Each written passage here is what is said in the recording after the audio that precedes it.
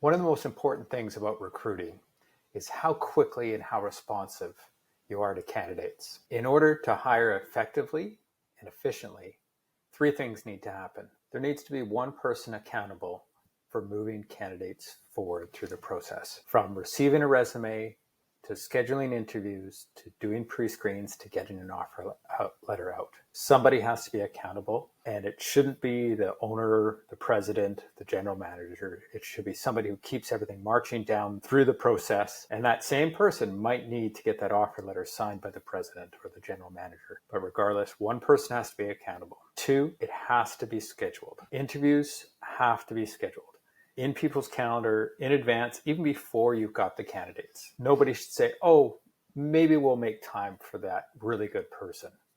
No, if something's important, you make time for it. If somebody is too busy, that's a red flag. If something has to be put off to next week, it's a red flag. If something's important, you schedule it. Fitness, family, health, you put it in your calendar to get something important done. Finally, have a good interview process that ranks candidates. Informal interviewing is terrible. Not having a really tight process for your interviews is fatal. It allows bias to come in and allows multiple interviews to happen. Google did a study of all their hiring over the course of a year, found that having 4 people interview maximizes the chances of a good hire. Bringing in a 5th person doesn't make any marginal increase in the effectiveness of your hiring. And having an interview package that has set questions that examine the areas that are really important for your hiring: skills, attitude, cultural fit. Having that set up and a system of scoring is really important in making that hiring decision. There should never be the need to bring somebody back in for an interview or have a couple of rounds of interviewing. Even